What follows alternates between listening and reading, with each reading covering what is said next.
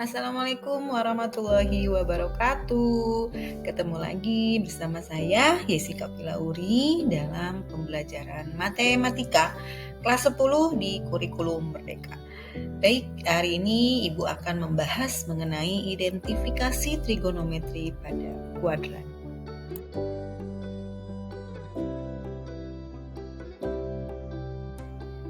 Nah, di video pembelajaran kali ini, Ibu akan membahas tentang hubungan sinus, kosinus, dan tangen, perbandingan trigonometri pada kuadran, sudut berelasi, dan perbandingan trigonometri sudut istimewa. Oke, seperti yang sudah disampaikan di video pembelajaran sebelumnya, Ibu pernah membahas mengenai perbandingan trigonometri pada tangen. Kali ini Ibu akan membahas juga perbandingan trigonometri pada sinus dan kosinus. Kita perhatikan dalam sebuah segitiga seperti yang sudah dibahas bahwa kita memisalkan dalam segitiga tersebut ada yang namanya sisi depan atau kita simbolkan dengan variabel A kecil, kemudian sisi samping dengan variabel B kecil dan sisi miring atau hipotenusa dengan variabel C kecil. Maka kita dapat menentukan rumus sin, kos, dan tangen berdasarkan panjang sisi tersebut. Untuk memudahkan kita mengingat rumus tersebut, ingat saja sin demi, kos sami, dan tan desa. Di mana sin demi itu adalah sin sama dengan depan bagi miring, kos sami, kos sama dengan samping bagi miring, dan tan sama dengan depan bagi samping. Nah, jika kita memperhatikan kembali segitiga di awal, ada kesamaan antara sin alfa dengan cos beta, yakni sama-sama A per C. Begitu juga antara cos alfa dengan sin beta, yakni sama-sama B per C. Apakah artinya ada relasi antara sin dan cos tersebut? Ya, jawabannya ada. Dan hubungan tersebut secara gampang bisa ditemukan. Langkah pertama, kita hanya membutuhkan untuk mencari hubungan sudut alfa dengan beta. Perlu diketahui bahwa total semua sudut dalam segitiga berjumlah 180 derajat. Nah, berdasarkan informasi tersebut, demikian didapat persamaan alfa ditambah beta ditambah 90 derajat sama dengan 180 derajat. Ingat, pada segitiga siku-siku, salah satu sudutnya adalah 90 derajat.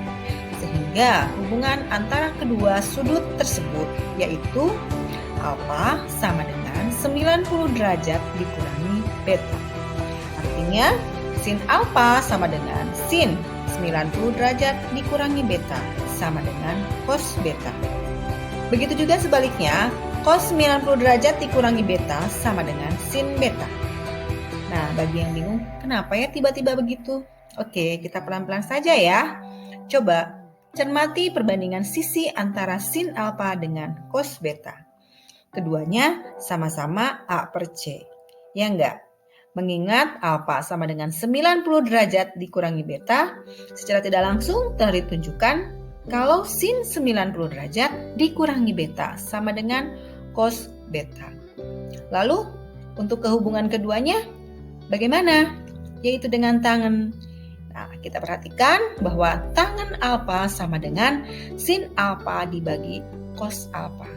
Apa benar seperti itu rumusnya? Oke, sekarang kita cek aja langsung dengan mensubstitusikan dengan panjang sisinya sehingga menjadi tan alfa sama dengan A per C dibagi B per C atau sama dengan A per B. Oleh karena itu, dapat diringkas relasi antar nilai trigonometri adalah sin X sama dengan cos 90 derajat dikurangi X, cos X sama dengan sin 90 derajat dikurangi X, dan tan X sama dengan sin X dibagi cos X. Nah, bagaimana jika menemui segitiga sembarang? Itu mungkin pertanyaan di benak kalian. Karena rumus-rumus trigonometri sebelumnya diterapkan khusus pada segitiga siku-siku. Tapi tenang, ada beberapa sifat yang bisa diterapkan untuk segitiga sembarang. Yang pertama adalah aturan sinus. Untuk aturan sinus, kita dapat Peroleh persamaan dari hubungan antara sisi dan sudutnya, di mana A per sin alfa sama dengan B per sin beta. Nah, dari kedua persamaan tersebut apabila digabungkan maka akan menjadi rumus aturan sinus, yaitu A pen sin alfa sama dengan B pen per sin beta sama dengan C per sin gamma. Yang kedua, aturan kosinus. Kalau tadi kalian mampu menggunakan panjang sisi menggunakan dua informasi sudut dan satu sisi lainnya, atau mencari besar sudut berdasarkan dua informasi panjang sisi dan satu sudut lainnya, aturan kosinus ini agak berbeda sedikit. Akan dicari besar suatu sudut menggunakan tiga informasi berupa panjang sisinya.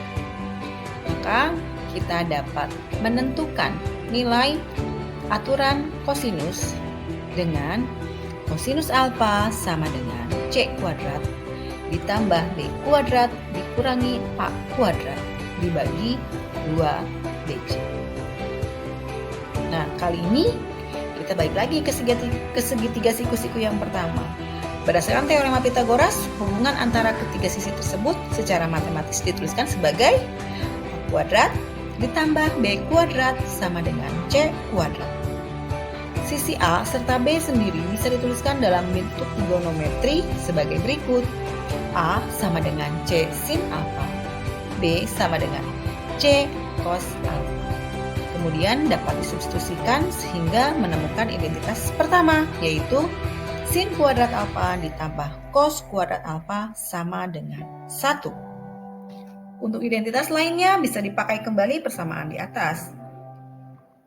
Identitas kedua, coba kalikan 1 per cos kuadrat alfa pada kedua ruas sehingga menjadi tan kuadrat alfa ditambah 1 sama dengan sekan kuadrat alfa. Identitas ketiga, silakan untuk mengalikannya dengan 1 per sin kuadrat alfa, di mana kotangan kuadrat alfa ditambah 1 sama dengan cos sekan kuadrat alfa. Yang terakhir, mengenai rumus-rumus trigonometri lainnya. Apabila terdapat dua nilai sudut lalu dijumlahkan, nilai trigonometrinya mampu dihitung secara terpisah. Maksudnya, jika diketahui nilai trigonometri dari kedua sudut, maka bisa dimanfaatkan untuk menghitung penjumlahan serta pengurangannya. Maka diperoleh rumus penjumlahan sudut dari fungsi trigonometri. Cos alfa ditambah beta sama dengan cos alfa dikali cos beta dikurangi sin alfa kali sin beta. Sin alfa ditambah beta sama dengan sin alfa cos beta ditambah cos alfa sin beta. Pada kondisi tertentu, yakni saat alfa sama dengan beta, maka rumusnya menjadi cos 2 alfa sama dengan cos kuadrat alfa dikurangi sin kuadrat alfa. Sin 2 alfa sama dengan 2 sin alfa cos alfa.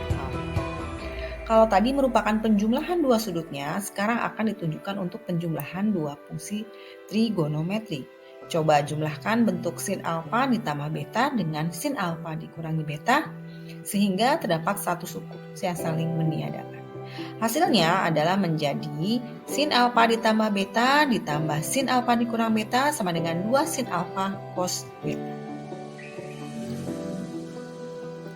Dan banyak rumus trigonometri lainnya yang mampu diperoleh berdasarkan persamaan serta identitas sebelumnya.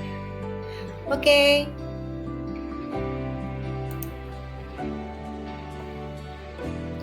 Demikian pembahasan mengenai materi identifikasi trigonometri pada kuadran.